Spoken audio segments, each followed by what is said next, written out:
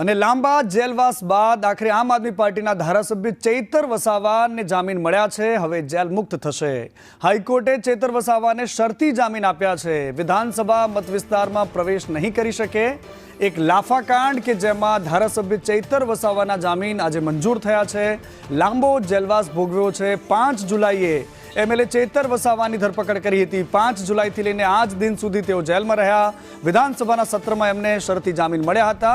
મારી સાથે નરેન્દ્ર પેપરવાલા સહયોગી જોડાયા છે ફોનલાઈન પર। નરેન્દ્ર, આખરે ચૈતર વસાવાને જામીન મળી ગયા છે, કેવી ખુશી છે એમના સમર્થકોમાં?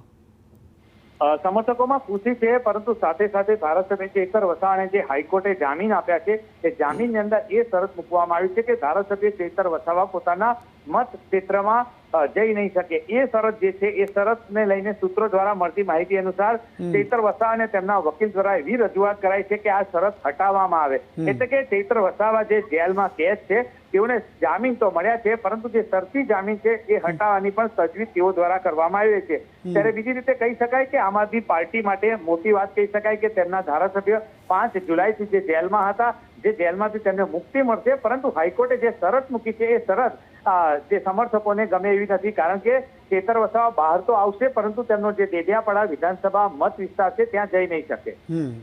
ઠીક છે નરેન્દ્ર, આભાર આપનો। વધુ માહિતી માટે આપના સંપર્કમાં રહીશું।